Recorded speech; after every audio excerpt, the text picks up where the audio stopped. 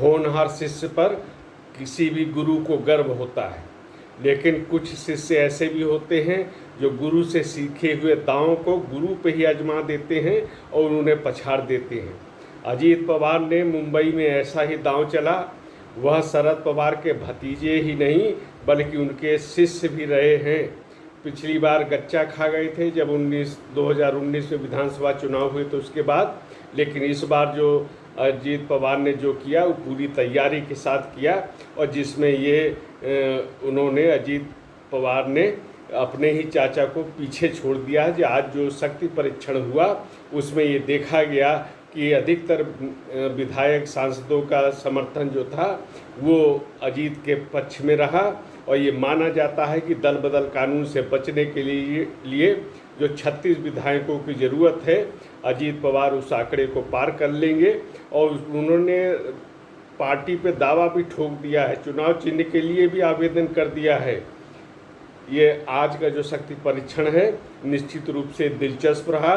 शरद पवार अपने को यहाँ पे उनको बहुत लोग चाणक्य मानते थे, लेकिन वो उनका लग रहा है कि यह जो दांव था वो अजीत पवार के हिस्से में आ गया और इसका नुकसान शरद पवार को उठाना पड़ा है।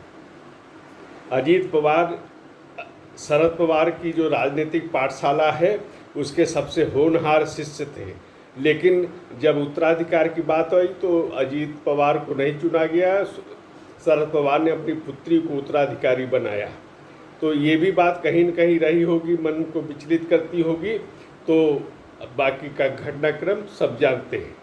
यहाँ एक और दिलचस्प बात है कि जो पिछला विधानसभा चुनाव हुआ था उसमें भारतीय जनता पार्टी और शिवसेना का बहुमत मिला था, सरकार बनाने का जनादेश मिला था, लेकिन उद्धव ठाकरे और शरद पवार ने मिलकर जो योजना बनाई महाअघाड़ी की, कांग्रेस को उसमें शामिल किया और वो सरकार चली। अब देखिए संयोग देखिए कि उद्धव ठाकरे और शरद पवार ये दोनों जो महाअघाड़ी सरकार बनाने के सूत्रधार थे, उन दोनों को एक जैसी स्थिति का सामना करना पड़ा है।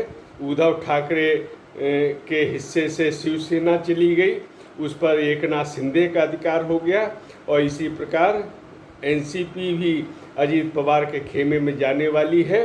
यानी जो सरकार इन लोगों ने बनाई थी जनादेश को नकारते हुए, उसका अपमान करते हुए, उसकी कीमत शरद पवार और उद्धव ठाकरे दोनों को चुकानी पड़ी।